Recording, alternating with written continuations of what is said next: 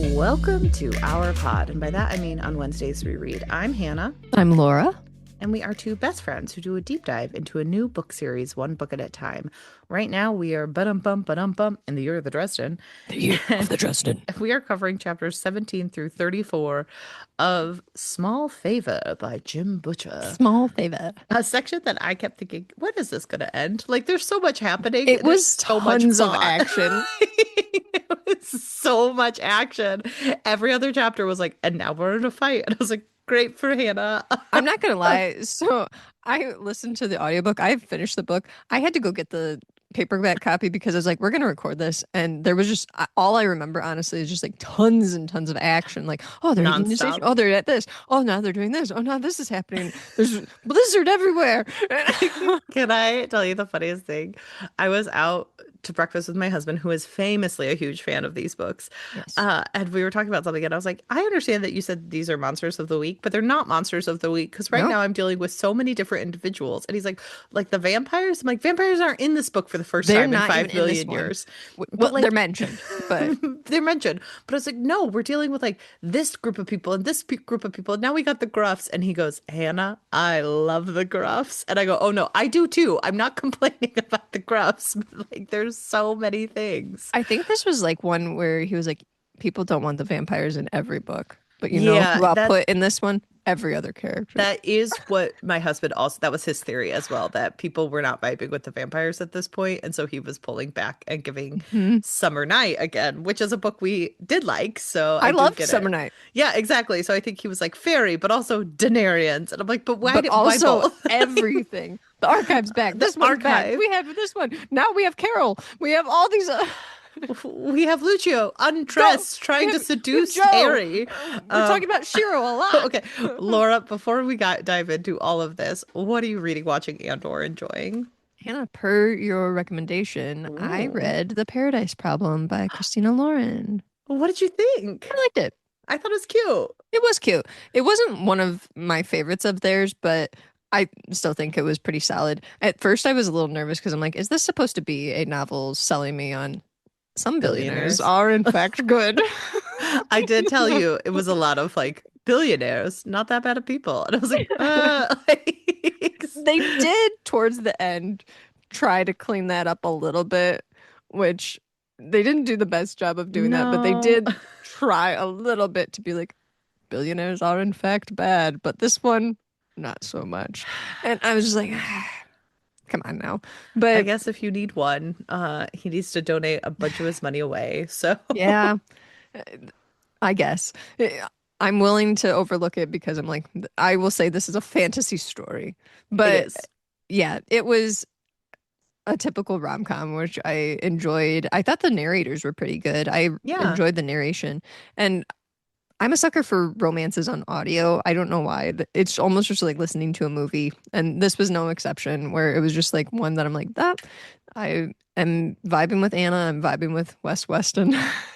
Wes Weston. That was Wes Weston? I just love that she did not know his real name. I know. Or she didn't read the paperwork she signed. She was like, I thought it was a divorce. Shrug. He's like, my name is Liam. And she's like, it is? I thought it was Wes Weston. And oh, gosh. So that cracked me up a little bit. And I did enjoy seeing a character like Anna, who was someone that was like, no, I don't think that I'm actually vibing with this type of career path, and I'm going to chase a passion, and I have a struggle. And I liked seeing that kind of play out where she had to actually like explain to people like, oh, hey, you know, this is more complicated than it looks. It's not just me being a brat because I want to chase art as a career, and also feeling very complicated when people were trying to help her out. So I did appreciate those aspects of the book for sure. But I don't think this is my favorite of Christina Lauren's. It was just fun.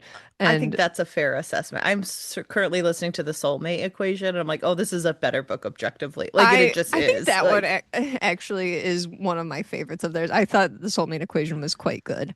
Yeah, and I'm enjoying myself with The Soulmate Equation quite a bit right now. So I do think like this one I also was liked Something Wilder too. Okay. So I think that those two are better than The Paradise Problem, but I haven't read a ton of the Christina Lauren books. I've read in holidays, I read The Unhoneymooners, um, Paradise Problem, Soulmate Equation, and Something Wilder. So that's all of theirs that I've read. But I'd like to pick up some of their newer, or not newer ones, Yeah. older ones, because I've heard that Love in Other Words is a really good one. Hmm. And I don't know if it's something where like every now and then they kind of hit or miss, I think that's because fair with a lot of romance authors. Like especially I when think they're yeah. pumping them out so quickly. Yes. Like I'm not gonna lie. I think the last Emily Henry book, I was like, honey, it's not working. Oh Like no. you need Which more one was time. that? That one was her Great Big Beautiful Life. I was Is just that like the orange one? I was just like, this isn't it for me, but Sure. it can't be she can't hit every single time. No. And I the mean, other thing look at too, the I kind of casting of question like each how read. much they're pressured to put out material because I feel Yes. like there are different expectations within genres for authors, Yes. especially popular authors. So Christina Lauren, for somebody who doesn't know this that's listening right now, they are an author rating duo. And I do question if, like, first of all, when you're a duo like that, I do question if that's something that's easier to kind of collaborate on ideas and Hmm. then put out books a little more quickly than somebody by themselves. I don't know for sure. Maybe it's worse. I don't know. It seems like it would be Who something that knows? having a collaborative effort would make it a little bit easier. Yeah.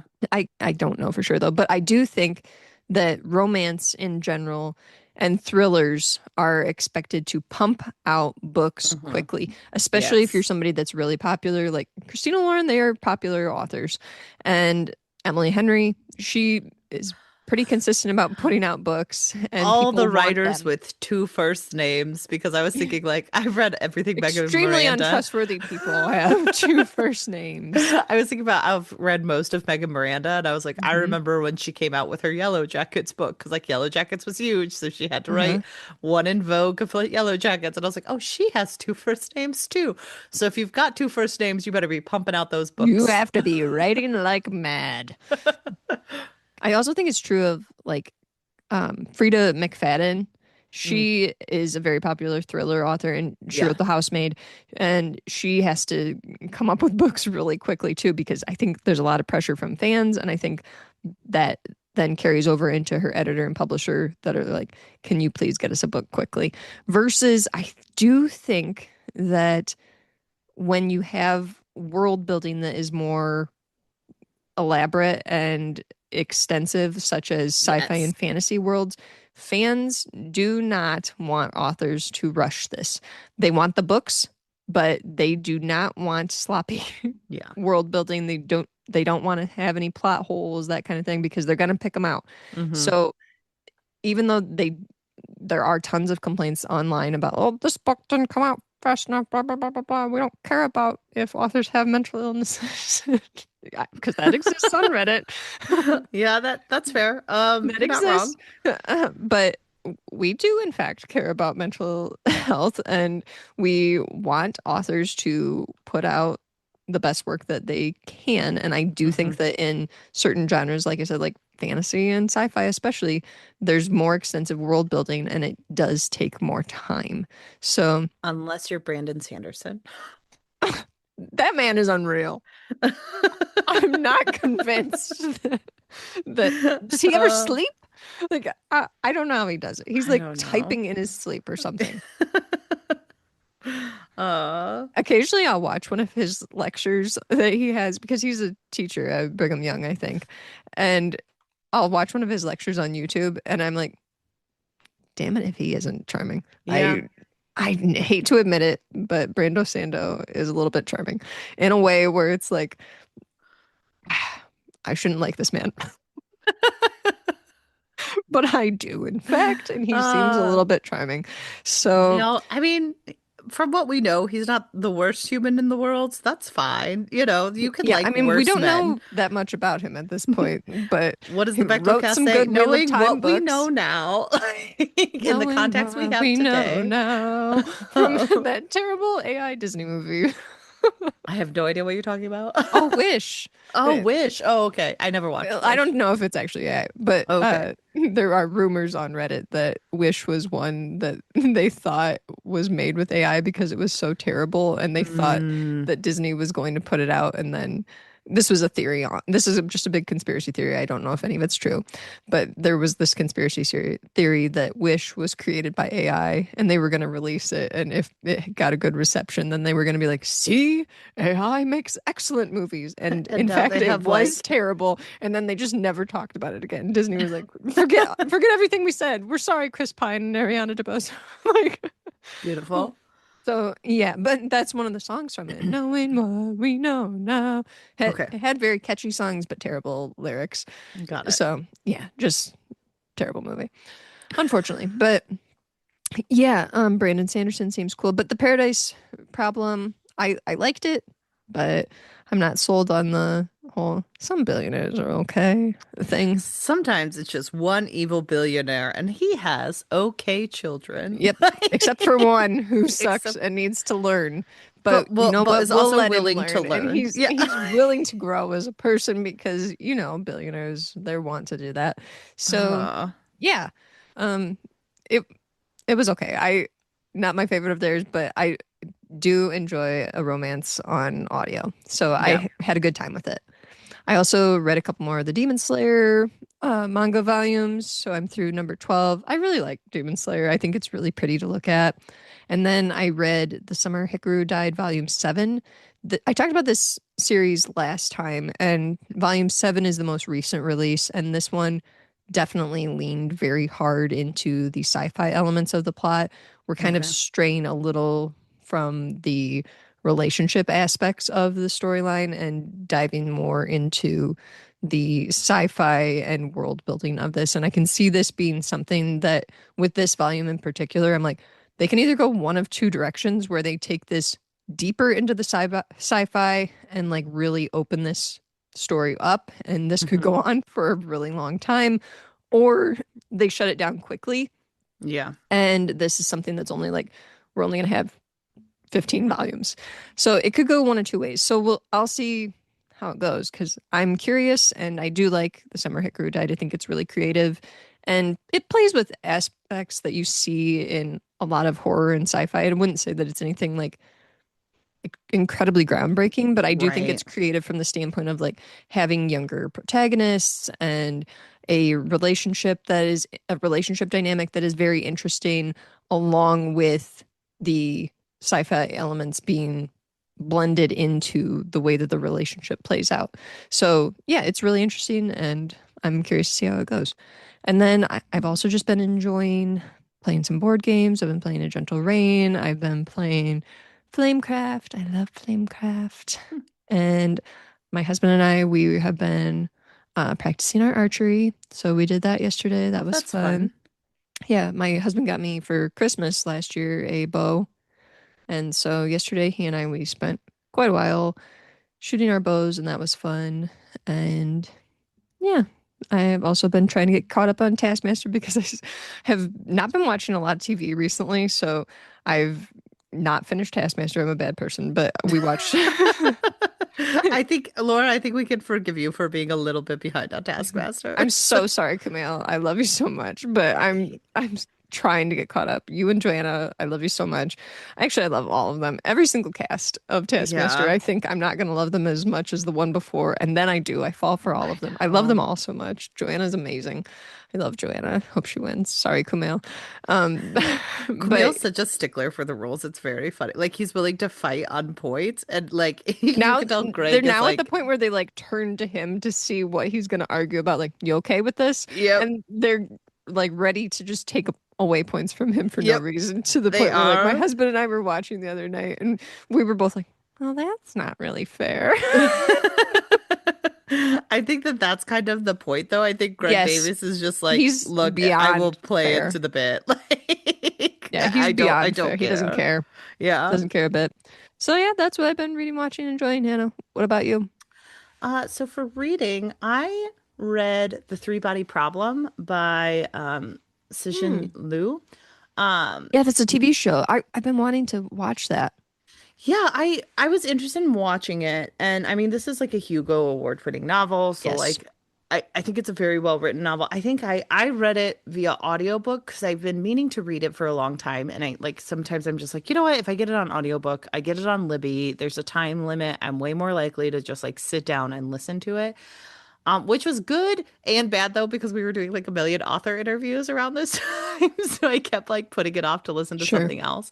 And this is a very heavy sci-fi world building novel.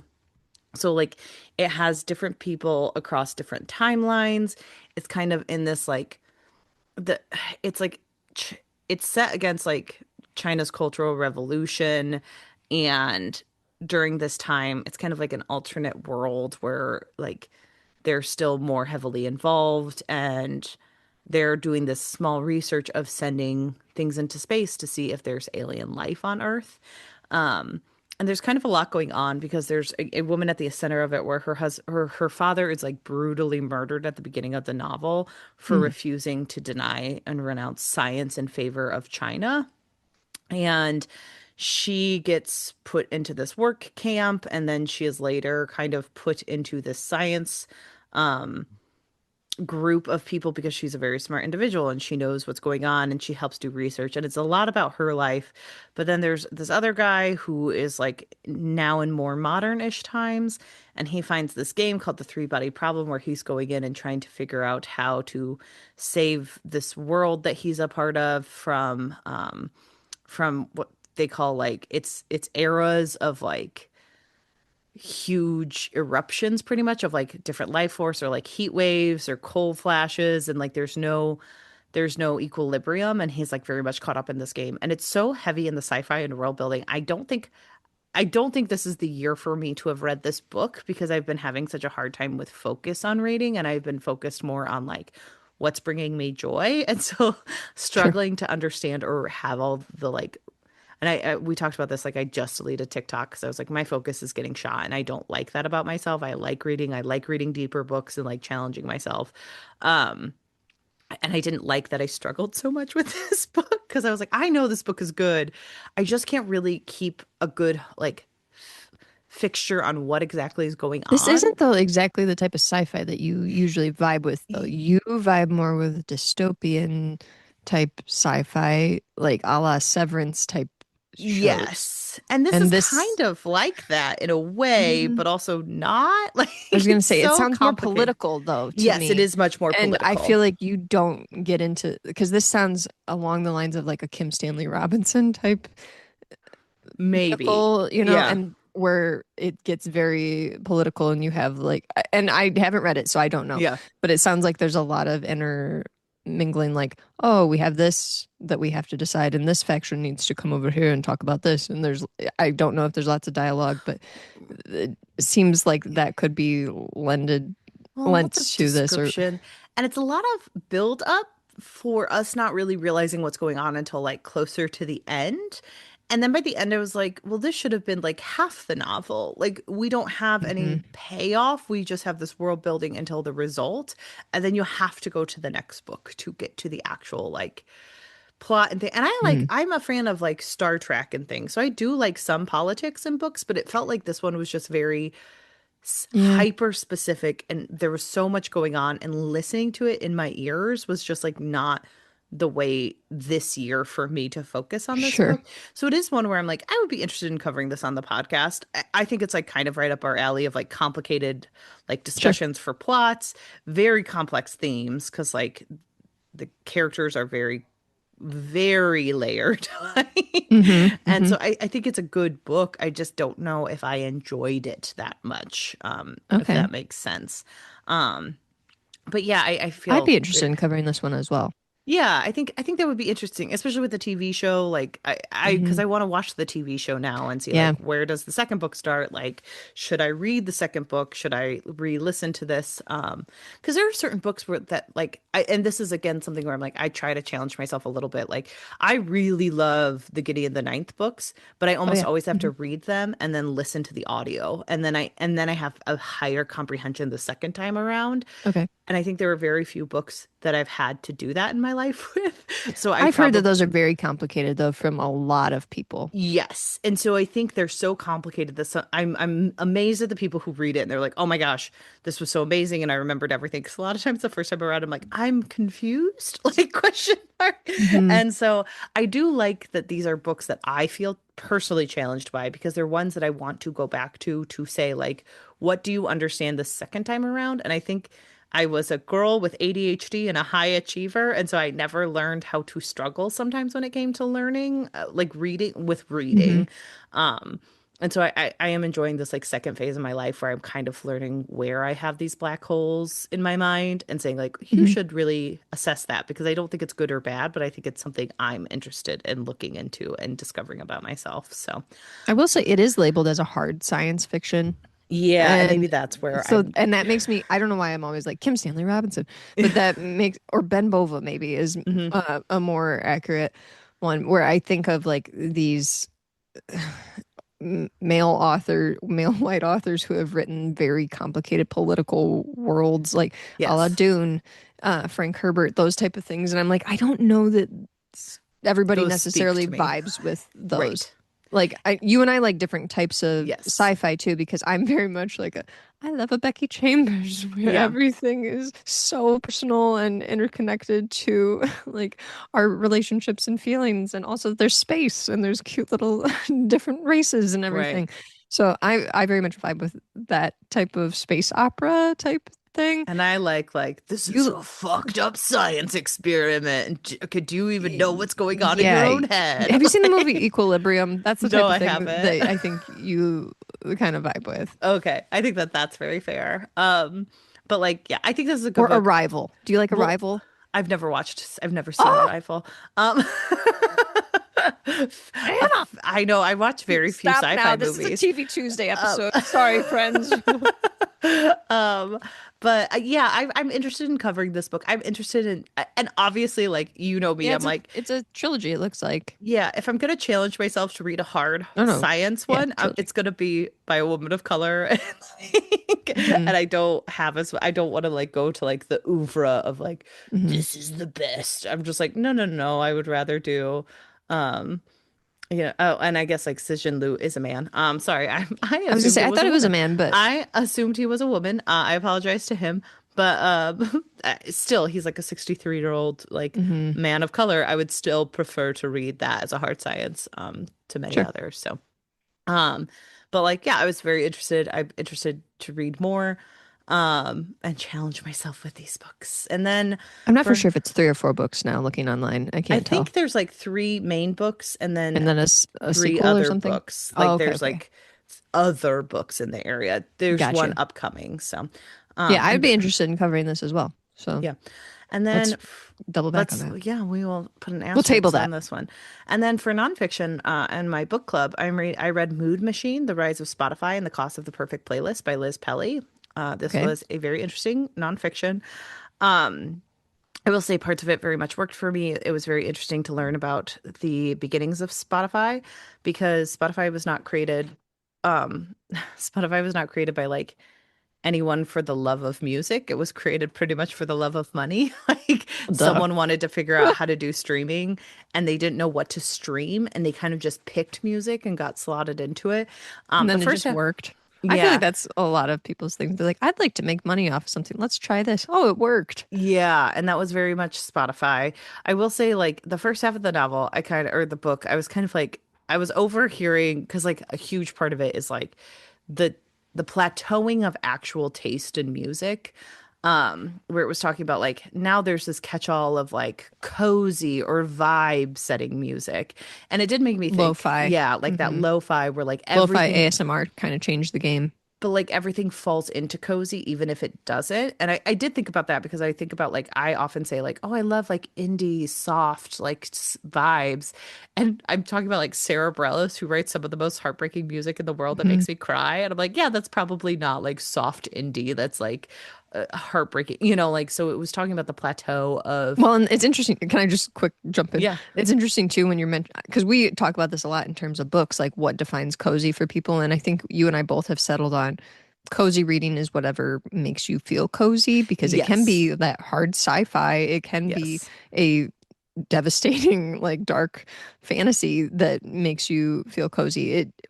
I think we're both in that area, but I have read multiple studies on how music can improve your brain development and like Yes. get your brain going and stuff like that. And for the longest time, people thought it was just classical music. Well, Hmm. actually, no, it's whatever music you like, Yes. basically. So if you like Metallica, then that's what It's it works for your brain right. and gets your brain This is moving. more a discussion of like they did this so that like Spotify didn't have to be tactical in any of its playlists and it could just throw Hmm. anything on it and be like, it's cozy, it's a vibe.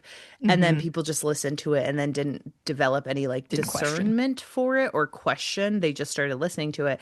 And then by doing this, they started to infiltrate songwriters and have them write Spotify directed music that was supposed to fall into this category. And then they pushed it onto our playlist. So it was attached to a real singer, a real songwriter, but it had this lo-fi kind of nothing to its Hmm. sound that wasn't even what the artist maybe wanted them represented of, Interesting. but the author but the writer would do it because it was a consistent paycheck for them, and Spotify would push that music but none of their other music. And then in so doing, they control what's going onto the playlist. They can keep it at minimum pennies per dollar per Hmm. stream.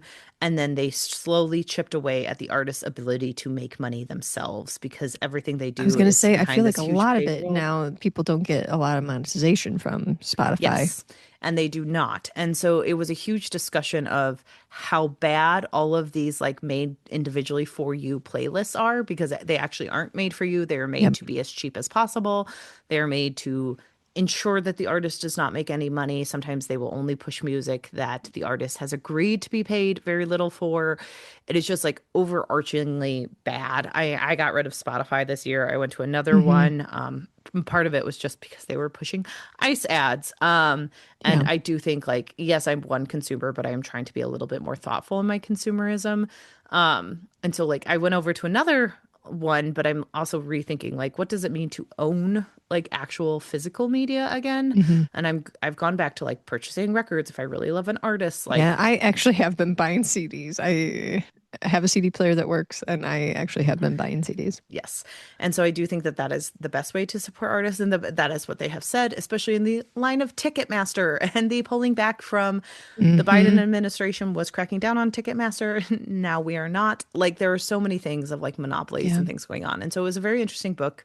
I would not say it was like the best book or the most profound book. She definitely Well, has you like, know, I think the whole point of nonfiction is to inform you on a topic, and it sounds like it did that. yes, it did. So I listened to that. And then this is now Welcome to the Christina Lauren podcast because I did listen to The Honeymoon Crashers, the second one in the Oh yeah, in the Unhoneymooners. Unhoneymooners. Yeah. It was a How great was time. that? It was just a little one. It's like a 4 hour Oh, and was that their 47 minute. novella? Yeah, it's their novella. Okay. I had a great time. Highly recommend. And then for watching, I have been watching The Other Bennett Sister on Oh, how BritBox. is it? It's so good. I love Mary Bennett. The show made me Oh, root for her so much. She's so awkward and that show looks relatable. so good. I literally texted some friends about it, including Veronica, and I was like, I we all want to think that we're Lizzie Bennett in this world, but I fear we are all just Mary, like, Oh. sitting around having our mother give us a dog to walk in the rain, wanting to be useful, and like. I will say the one thing I didn't really like was in the retelling, it kind of was really mean to Charlotte Lucas. Really? Yeah, it just made her a little bit more like Charlotte Lucas is a very complicated character in Pride and Prejudice. She is a woman who is like 27. She is unmarried. She is seen as someone who will be a burden on her parents, which is something she actually says to Lizzie when she kind of manipulates herself into a proposal with Mr. Collins, who is Hmm. this awful man. And she kind of It's says she knows he's awful. She has no other choice. This is her way to secure her independence and her own way in the world. And it really is one of the first times that Lizzie is ever questioned on a fundamental level that makes her hmm. rethink how she supports people in her life. In the television series, and this is small spoilers for the other Bennett sister, it just made me uncomfortable because I think Charlotte Lucas is a very fascinating character and a very important character. A lot of people read her as queer. I like that reading of Charlotte, because I think it's very true to that character. They kind of make her push Mary to try to do the same for Mr. Collins, but then like the second Mary could do it, like Charlotte kind of swooped in and she was like, I just hope you understand. And I was like, I don't like that they kind of had that underhandedness with Charlotte. I don't know why they decided to make that option. It just didn't feel right to me. Mhm, Um, mhm. and so that was the only my only complaint. I like this I like the series a lot. I think it's cute. It's getting a Christmas special. Everyone Oh, download a free version of BritBox and go watch it because I had the best time. it looks I really good. it is one of those where I'm like watching it. And I know one of the characters probably isn't good for her, and I'm like, but I'm still rooting for that one. He seems more interesting, like, and so I'm not fully caught up yet. Just because I don't watch a ton of TV by myself anymore. But like, it was a great time. Highly recommend. So cute. And then I rewatched The Other Guys this weekend with Will Ferrell and Oh, terrible Mark Wahlberg. oh my gosh. But here's the thing. I watched that movie I'm in not gonna lie, I college. like that I movie. love that movie. I recommended it to my husband. I was like, I "Can we watch love the?" that they try to pretend that Eva Mendes is this hideous woman that My husband during that movie said, "If I ever speak to you even a tenth of the way that Will Ferrell is speaking to her, could you please just murder me?" And I was like, the I thing is, get it, it's but it's so so hilarious because these relationships exist in real life where you have an yes. incredibly hot woman like I, Eva Mendes with a Will Ferrell. it's so funny because like she like pops out the wine. She's like, "Oh," and he's like, "Honey, are you gonna change?" And she's like, I already did." It's she's so clueless. It's so funny. Like there's so many Their parts that just their make me relationship laugh. is my favorite of that whole I movie, honestly. I think I it's love it. so I love it funny. so much when Will Ferrell is like, "You learned to dance like that sarcastically?" Like, or when poor Bob, who like has a beautiful wife who's making a pasta salad for the weekend, and he like comes up to talk to them, and Mark's like, "It's not a good time, Bob." Like, I love so much of that movie. It's such a funny movie. Oh. The first time I watched it was in theaters. I was going to a Brooks and Dunn concert with our friend Hmm. Bobby, and we had time to kill, so we couldn't watch the end of it. We both were like Oh sad my we had to gosh. leave early because we were having such a good time watching it. Devastating. And then like for the rest of the summer, we worked with this guy who was a very funny man who I hung out with all the time. But we all just quoted that movie back to each other. Like, I would swim out into the ocean and eat you. It, Lions it's so famously don't good. like water. It's so good. And now we have a I think taste for I also lions. saw that in theaters.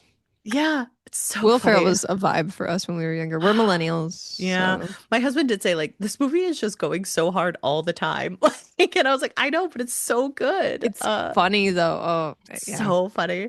And this is the duality of the podcast, guys, because we can sit Yeah. here We ranting can we about can tell you that the Mark Wahlberg is bad, but Mark Wahlberg is bad, and sometimes so is Harry Dresden, but also yes. we love the other guys, and sometimes you just have to admit that to And yourself. sometimes small favor is a romp, and we get it. So we don't want no scrub, but sometimes you got to creep back into the novel. Yeah. You never say creep if you're not referencing TLC. I don't hear it. They're so good. I'm working at Bed Bath and Beyond so my son can investigate his bisexuality at Oh, I NYU. forgot that line. And at one point, someone walks up to him and he's like, "My son's bisexual." And the guy's like, "Congratulations!"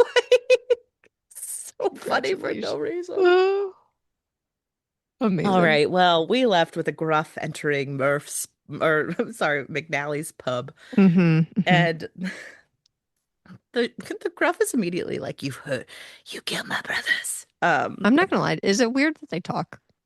No, I'm No? not weird at Okay. that part. Maybe it's just me. I'm just like, I don't know. I don't want to feel like I'm talking too much. I mean, the Billy Goat's gruff in the nursery rhyme talked, so I think I just assumed. Did they? Oh, I don't know the Yeah. nursery rhyme that well. And then Harry immediately starts calling him Tiny, and that's just his name Yeah, now. because he's got to come up with hilarious names for everyone. Well, Sorry, this is Tiny. weird because Tiny is like very much like, "You killed my brothers, I'm gonna kill you."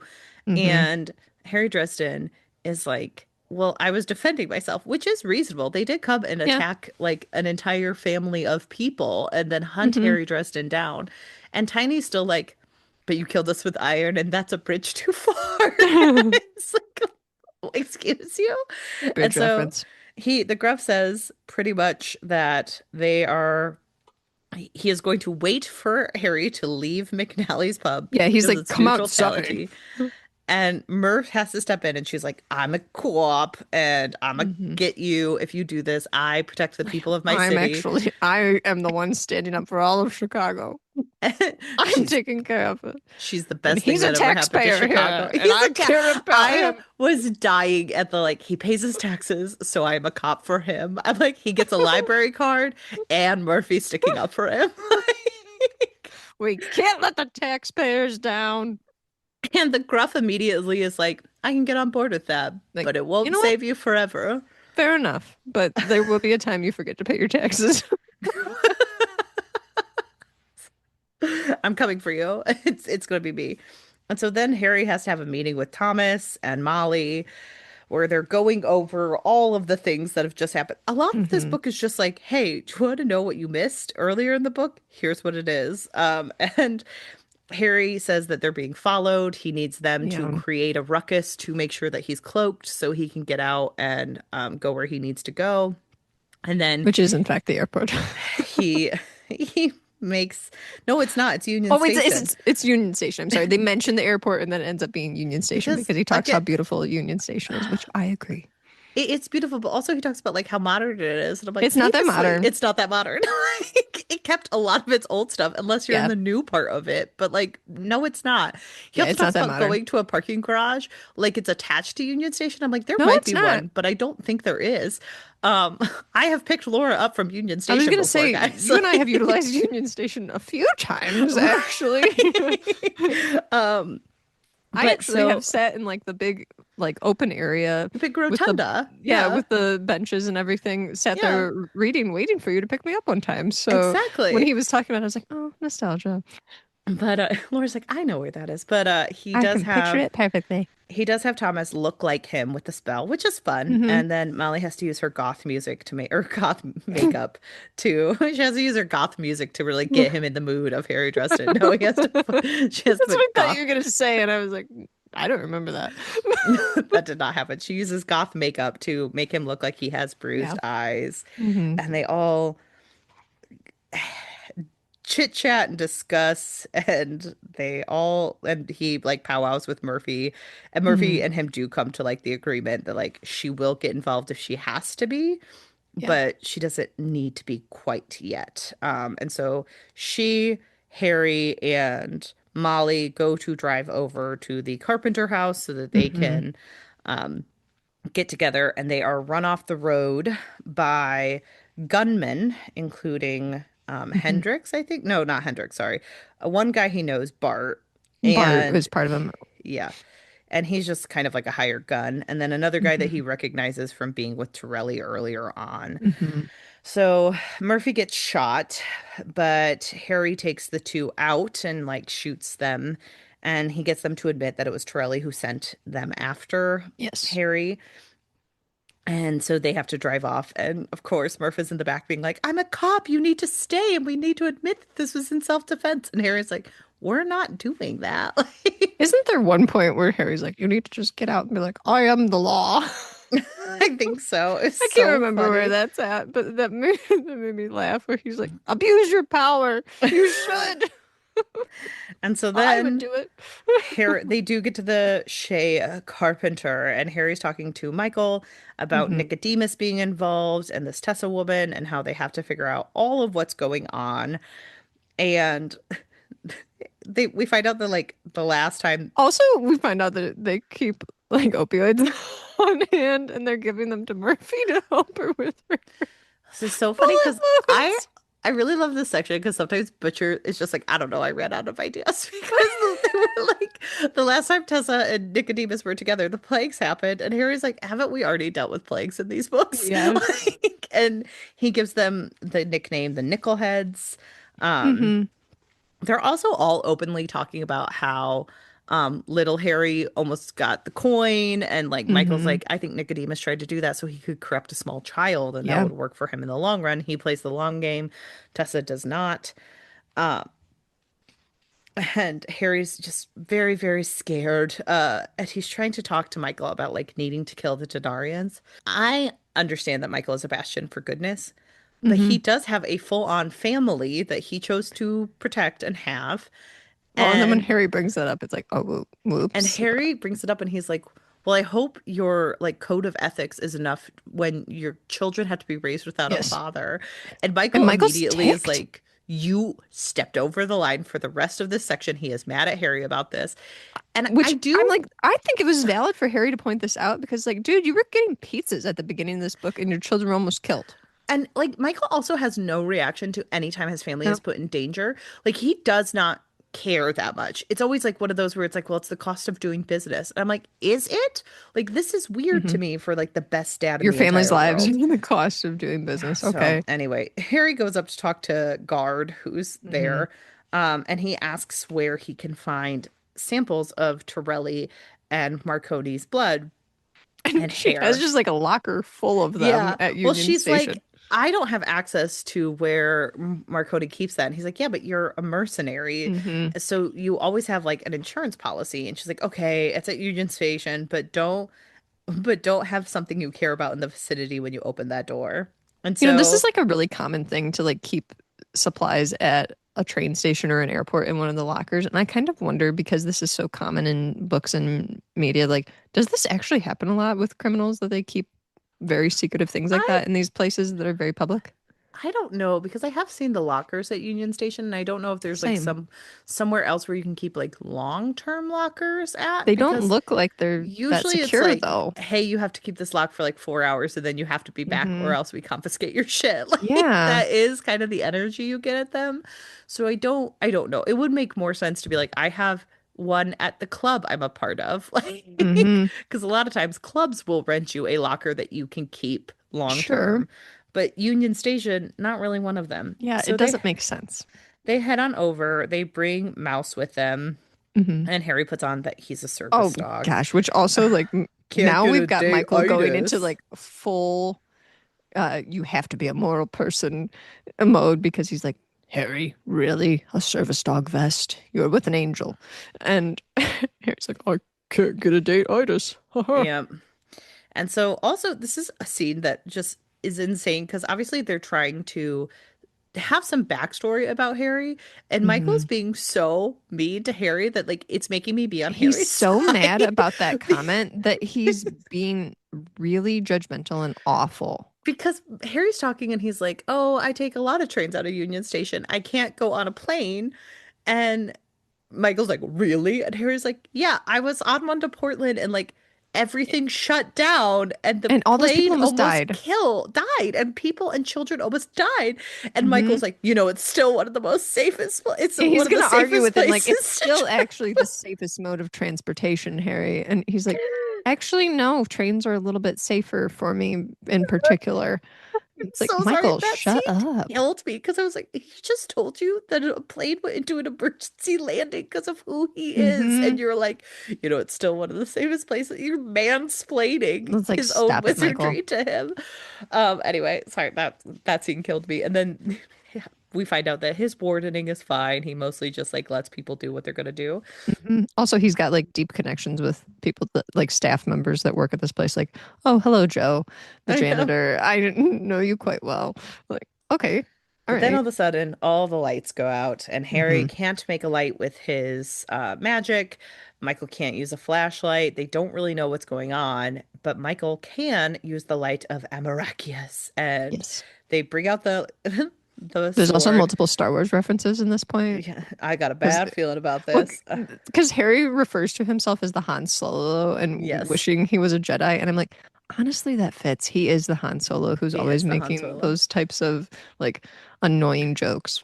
At some point, he becomes Harrison Ford, and he really doesn't want to be here. Yes. Um, and so they use Amarachius, and there are these like dark little hob creatures who have like no Hmm. eyes. They are like kind of hellish, like they have like Yes. weird bodies, they have wings, and they really hate light. So they have Hmm. created this murk that goes Well, they have over. like like sharp teeth and everything too. Yes. And so they had this murk that came from the summer court that descended all over Union Station to cover it. Hmm. And they are Which is like here this like foggy mist stuff that where makes you it hard can't to use see. magic, you can't Hmm. create light. And so Michael and Harry like battle them off. They slam themselves into a room with a bunch of people where Harry pretty much Well, is it's just like, like from behind the ticket counter yeah, it's behind the ticket counter. And this is because the that's scene where where Carol's Harry at. is like, magic is real, guys, and I'm about to start using it in front of you. I will not stop later Well, to talk to you about so no, it. it's like one of these things. They get behind there, and they find this woman who was like working at Union Station selling tickets, Carol, Yeah. and she is praying, and she's got like all these people. She brought them into safety, and she's like between the door and them. And Harry's like, "Ooh, impressed that she actually knows how to protect people and is willing to do it." And she's like praying, and they come in, and she's like, "Are you angels? I prayed for this." And Harry's like, "He's as close as you're gonna get," and Michael's like, "I am not." And then they just like And then keep doing she's like, magic. well, and then he tells Yeah. him about magic basically because she's like, "How do you know my name?" And he's like, "You're wearing a name tag. I did see that. That's not magic. But here's the thing: Mercs and Hobbs and lots of fairies. Never, never, Which is probably." which is so weird for a book that is like consistently like people won't understand magic. And even later Harry's like, people are just really stupid about magic. And I'm like, do you think all the people back there just now think that they had like a collective hallucination? I Like what's know. going He on? told so many people. So anyway, Harry does some magic. He creates enough light to like start fighting off the Merc pretty much, Hmm. and it starts affecting the Hobbs, but they still have to fight a bunch of them off. Yes. He goes outside with Michael. He's headed towards the lockers to get this hair and blood. And then who shows up but Tiny? And it's like a blizzard through all of this too, mind Yes. you. And so he starts fighting with Tiny. They are going at it. He's like trying to stay away from the Hobbs. He's kind of left Michael behind to fight all of them by himself, which is pretty impressive for Michael, actually. Can And we then, talk about like the difference in size though? Because I'm confused how big Tiny is because the way that Harry keeps referencing it is like at one point he's such and such bigger, he's and then like this. and then he's like the size of an elephant. I'm He can, confused. it seems like he can make himself bigger and He can smaller, is the manipulate his sense. size. Yes, it Okay, does feel like that is something that has happened. And because I so, was unsure. yeah. It does feel like they can manipulate size, so they are doing Okay. that throughout this. Um, but Harry does talk about how he's like as at least as heavy as an elephant. Well, he And says he was and so like he can't, twice as big as an elephant or yeah, something and at like one point. I'm elephants like, can't oh. run because of their like sense of force on their legs. It's just like too much for them, and Hmm. like the deal or the danger of being hurt. And so No, because anyway, they could snap their bones or something they're like close that. to He the says. lockers, and I was like, oh right, guard, put Hmm. guards on her locker. Yep. Um, And so Harry runs for her locker. He opens it up, and it pretty much like cuts Tiny to shit. Like he loses a Yep. leg. It's really bad. And then Tiny is like, "You bested me. You can kill me now." And Harry's like, "I And don't he's want like, to kill no, you. I'm not going to. I'm I've going to never let you wanted to suffer. kill you. Like, yeah, I'm just gonna let you have like be You have to amputated." be in immense pain. And so Tiny goes away, but before he leaves, he's like, "My older brother is going to kill you." And so then And then, Harry, which Harry's like, another one? oh God, there's just so many Billy Goats graph. So Harry comes to Michael, like they pretty much fought off all the Hobbs. They're disappearing with the end of the Merc, and they realize that what they were going after wasn't Harry and Michael, it was children, and they run to go Yes. see what's going on. They started the sprinkler system, in the dead of winter, and who's there but Captain Lucio, the archive, Ivy, and Ivy. Kincaid, who Hmm. is Ivy's personal The bodyguard. archive Yes. And is so the collective of all information. he's like, "What are you guys doing here?" And Lucio's like, "Well, you said that there was a war with the Denarians and like this was serious. So we came and I'm here to be your second. And the archive's here to be the neutral party between the two of you so we can But also, we parlay." can't let anything happen to the archive, and she's incredibly fragile and very She's a childlike. child. And Yeah. so we have to protect her at all costs. And it seems like maybe you're involved with getting some kind of danger to her. But anyway, it's the reprise from the or it's the reprieve from the fight. So they all have to bundle up and go into the car, Except like Harry has to sit in the back, like in because the they're in a trunk with the truck. dog, I know. So Harry and can't dies of hypothermia almost. exactly. Like, and Lucio and like the archive and Kincaid have all been like doused with water as well. And so they have Yeah, to they're sit all in the cab. soaked. And like he had to fight to get Lucio, who is a tiny woman, into the front Mhm. seat with them. And Kincaid was just gonna, I don't know, let her die, I guess. He was Like, not gonna. So Ivy's like a tiny child, and he was not gonna hold her on his lap. He was gonna, but he insisted on being in there to protect her for reasons right. I I don't know because It's Michael said this he was driving, so he couldn't protect her if need this is be. just a way And for I Harry to be chivalrous, honestly. well, and then Um, he does say that in the back. He's like, chivalry always comes at a cost. Mouse, we're back here shivering. But it's weird to me that there's no real huge threats that happen to them, like on their way. That it's like they probably all could have squeezed in, but whatever. so anyway, Harry passes out. He pretty much like wakes up to Lucio naked in the room with him as he's like sleeping on a couch, Of which course he does. you want to know the time I want to have sex the most, Laura? Waking up from a bout of hypothermia like He these does two want would be to, doing. I know it's so insane to me though, because like they've been through because so then he's like, much. And then "Oh, he's sitting whoops! there and I'm he's glad I have all like, these blankets." I have frostbite on my face pretty much. Like his face is super red. He has black eyes, and he's just like, but she's n n n naked. Well, and then Like, Thomas finds out about it and is like, Harry, I can't believe you're that stupid. You were out for hours and she had all that time to wash up and undress and she did it right in front of you when you woke up. And I'm like, also, I hated come the on. sentence. Oh, she wasn't cover girl pretty, though I suspected that with the right preparation, she'd be damn That was close. so terrible. So the way that he's like, I just realized Lucio is beautiful. And then he calls her What? Anastasia for the first time Yeah, because because now he's interested. because again, anytime Harry sees a woman at least somewhat naked, she becomes a woman in his eyes. Yes, So she was just a colleague before. he does like apologize. He's like, it's fine, ha ha ha ha ha. And this is where we learn about this being second and like Hmm. she's not a prude anymore because she was Italian and not from the English Yeah, era well, and this is of like her second body too. yeah, it is her second body because of what happened in the last couple books. Hmm. And so they chit chat. Harry's attracted to The other her. thing too he notices is that he was cleaned, so she gave him a bath while Yeah. he was out. What? So anyway, the archive and Hannah, Kincaid you're have to go. brushing right over that. I refuse. I refuse. That didn't happen. I read the line and It I did thought, happen. and I thought that's He not says true. he looks under his covers and he's like, I'm completely undressed and I don't clean. like this scene because it is one of those things where it's like, it's the hottest thing you can do? Be a Bathe peeping someone Tom. without their consent? Be a peeping Tom and bathe someone without their consent. Like both of them have been violated in this scene, and it is supposed to be uber sexy, and And it's it's not. so stupid. Oh my gosh. Ew. Um, Okay. Anyway, so I just then couldn't let you let that go. the archive and Kincaid have to go find out where the neutral territory is. Molly wants to go fight with them, and they're all like, "No, Molly, this They're is like, Molly, weird. We're gonna go never. battle fallen angels. They could try to tempt you. They could try to do so much." And this is where Thomas is like, Lucio was trying to get some, man. She could have been dressed hours ago. I And Harry's dig the like, Lucio Sh impersonation. she's no, that's a Thomas Or impersonation. I'm not, I'm Yeah. sorry. And Yes, then the like, Thomas and impersonation. Harry's like, but like she's my commanding officer, and Thomas is like, yeah, bro, that's why she like wouldn't make a first move. You'd be all Yeah. uncomfortable, and she'd be taking Get with that advantage of boss. you. Like, it's so Make a move stupid. on your boss. Yeah.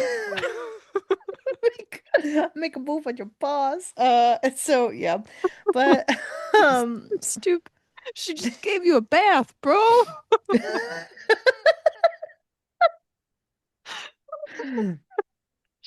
oh So dumb. gosh, Okay. and Why did so I like this book? Okay, keep going. So anyway, Murph insists on coming with them for reasons. And Sonia and Michael, the whole gang is going to be Also, going to this is neutral this the point territory. where he's like, wow, they both have large pecs? I'm surprised. What? Harry, stop ogling everyone. Harry, bisexual king over here.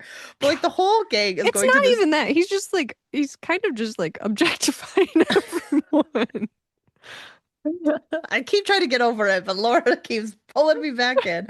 But anyway, they have to go to neutral territory where a lot of people aren't going to be focused on what's going on. This is the section where Harry's like, people are really stupid about magic. And I'm like, except for all the people you just Except showed you just magic to. tell. And so they end up going to the shed aquarium. Which is Which is random. it's also so funny because he's like, well, it won't be busy because it's the off season. I'm like, it won't be busy because there's a blizzard. Who's I, going to the everyone shed goes to the casually? aquarium in the winter. I'm sorry. But also, this is just one of those things where Dresden, I was going to say Dresden, Butcher is like, I need to throw in some Chicago landmarks. Which ones haven't I used for a while? Aquarium. Well, I did like this because I do enjoy visiting the shed.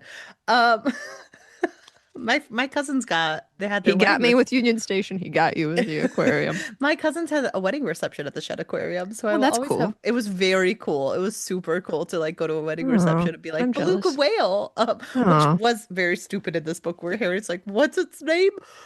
Belly beluga beluga," and I was like, "Jim, are we reading your stream of conscience right We are, in fact, because there's many moments in here where I'm like, did he say that out loud? now?"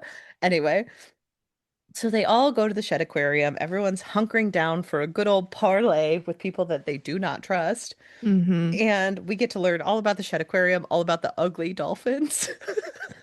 Which is so random. Why does he have to like mention that? He's like, they're not like the dolphins you see on TV. These are the ugly dolphins. These are like the river dolphins that nobody likes to look at. Oh God, Okay. so stupid. And the beluga whales that he cannot remember the name of. And then they're like, well, where's the kid? And she is a child. She has all the knowledge Hmm. of the world, but she is like an actual small child. So she wanted to go see the otters. And I Yeah. knew exactly where she was going to be because of Yep. the location. And I thought, oh, she's going to go see the otters. They're great. Everyone loves an otter. Um, and so he and Kincaid have to go talk to Nicodemus before the start of this because they want to see if Sergeant Murphy can attend, of course. And they go, they chit chat with Nicodemus, and he says, I'll do it on two conditions. I get 5 minutes alone with Harry, and I Hmm. honestly forget what the first condition is. Oh, Murphy can't be armed. And, I honestly forget. uh no one can be armed during the parlay. Yes. And so Harry's like, fine, I'll talk to you all by myself, I guess. And Hmm. so I'll come alone because I'm that they kind of guy. sit there talking, and it's pretty much just like how I've noticed you've been using Hellfire. How have you liked the use of Well, it's also weird too because it starts off like him saying like, Harry, what are we going to talk about? And he's like, why are you calling me Harry? Only my friends get to call me Harry. And I was like, when have you ever, do you want to be called Harold? Like, when was that? Dresden, Laura? Dresden, Mr. Dresden. Uh Is that a guys, thing? we're doing a morning recording because Hannah had a day off of work, and it is zany up in It's not our fault. Look at the material, Hannah. so well, Harry, he's like, I've been seeing Hellfire used by you. How's the use of Lachelle? And he thinks Harry's like taken on Yeah. the mantle of Lachelle, and he is Mhm. shocked when he finds out that Harry has not fully accepted her and Yep. is keeping her in a quote unquote piggy bank. And so Harry's like, where is Marconi? This is really what I'm here to talk about. And I'm like, aren't you guys here to like fully parlay? Why isn't this a part of the And conversation the with Black Council everyone? too. They bring that up, but he's like, "Oh no, Yeah. not about that."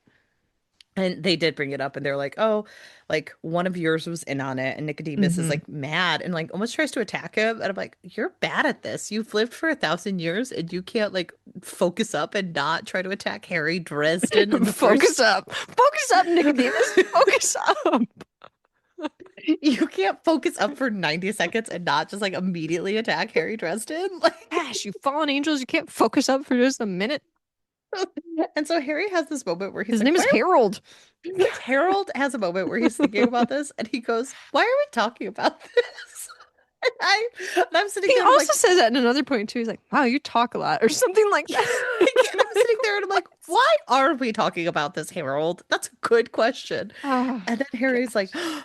this is subterfuge. They're here for Yeah. the archive. And he says, Hmm. Kincaid, they're coming for Ivy. He's like, run, Ivy, run. I actually do like how much he loves Ivy because he's just like, no one else treats her like a little child. She is a Here's child. She loves sea otters. Like, here's the thing. I think the character of Ivy is actually pretty cool and clever. she's so cool. I think it's a clever concept, Well, honestly.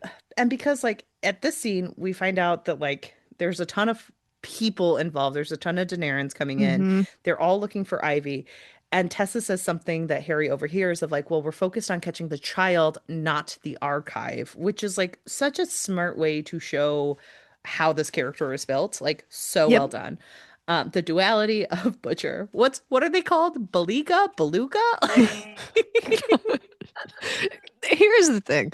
We know that this is actually a skilled writer because we can read all of these stupid moments in this to be like, wow, that's incredibly That creative. was incredibly right. That was so creative.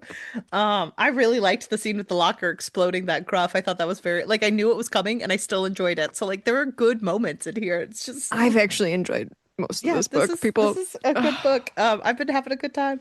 I It's just know. so many action scenes. So anyway, Damn you, Harold Dresden. it is funny because Harry's like walking to go see the Denarans and he sees Kincaid like up on a wall Hmm. like a spider monkey. Like I Yeah. had a full on Twilight moment where it's like, listen here, Spider Monkey. And he's just kind of like, see you on the other side. And so he goes, he Mhm. listens to the Denarans and he's trying to figure out like where's Ivy, but no one else knows.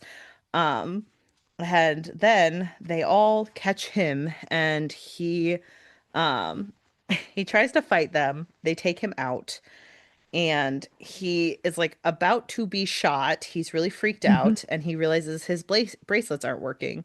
But then who intervenes? But Ivy, and she stops the Hmm. bullet from coming. And she, in doing so, like uncovers herself from the veil. And so Harry decides to try to keep fighting for her. Yep. And they he realizes during this time that there's like a gas leak going on in the wall, and that's what they were trying to do is kind of wear her out. So Hmm. he fights off a bunch of the Denarans. He grabs her, he takes her down the bleachers, and then as he gets closer, he's like, "Oh no, the gas settled at the bottom. Now I'm about to pass out." What an idiot. And so then Harry says, "I'm not going to go down without a fight." And he does try to get Ivy to leave before all of Yeah. this, I but mean, he um tries multiple times to get her out of the yeah. scenario, but that doesn't work. It doesn't work. And so he decides that he has one stitch effort and he shoots a hole into the 30 or 300 million 3 million gallons of seawater Hmm. and he brings it all crashing down. He wakes up. I almost thought about cutting it off here because I was like, oh, we just like put a hole into SeaWorld. But like I feel like there's still enough in the next Sure. chapter to set us up for the final section. Because he has woken up in the next section. Everyone's kind of like, wow, that's a lot of water. Hmm. Well, a lot of And people, well, he has to do like CPR too. yes. And they find out that one of the Denarans floating close by him is dead. And they've been able to get almost all of the coins up, and there's only Hmm. 6 remaining coins now in play after they were able to pull them from people. It is funny because someone was like, why do we care so much about these coins? And Harry's like, if we don't pick them up now, someone else will take them. And I was like, that is actually a very Yeah, good that's a fair motivation. point, actually. Um, and so they said that like Hendrix tried to save everyone, but they did end up getting the archive, so we are Hmm. in dangerous territory. Also, Sonya's like, Harry, are you still agnostic? Everyone's After obsession all with that, you just agnosticism. brought Murphy back to life, and I don't know. And then it's so funny because the end of the section, like, I'm so sorry, we are at a downer. Like, they Mhm. failed. Like, yes, they have some of the Denarans coins, but the archive is missing. They don't know where Yes. Marconi is. And Michael's like, there's only 6 coins left. Harry, I could go to my daughter's softball games. I could build houses. And I'm like, not the focus right now, Michael. No, like Michael, shut it. Michael, as I told You could Nicodemus go a couple back to a chapters simple, ago, boring life, but I won't focus let up. you. Like, focus up. So much more is about to happen. Well, Laura, you know what's about to happen. I don't, because I famously do not do my homework until I most certainly have to. So I can't wait to You know see what? what's happening in the I'm next section. enjoying this book. This was a good episode, guys. Hmm. Is this good content where we say at the end of it, I liked this episode. This was fun to discuss. Like, I feel like we're just kind of actually I was gonna say we're not really broken records at this point because we're so up and down with the Dresden yes. novels where one of them we'll really like and the next one we're like, terrible. There was too much naked talk. So Yes. this one has just the right amount of it, apparently. And you can join us in the conversation if you want to follow along with us at OWWR Pod on Gmail, Blue Sky, and Instagram, gmail@gmail.com. You can also check out our website at ourpod.com. We It's have a ourpod at Discord. gmail.com Oh, is our sorry. email. So sorry. I'm so done. Hannah needs more Um, coffee. It's I do need morning. more coffee. You can check out our rating list over at ourpod.com. Mhm. You can join us over on our Discord. Links should be up on our websites or on our link tree. Yep. And please We're rate, pretty much review, everywhere at OWWR pod. and please rate, review, and subscribe. Rating, reviewing, and subscribing is still one of the best ways to support us. So And please sharing. do Sharing so. really helps. If you share one of our episodes or one of our posts, we really appreciate that. We do. And thanks for listening today. Bye. Bye.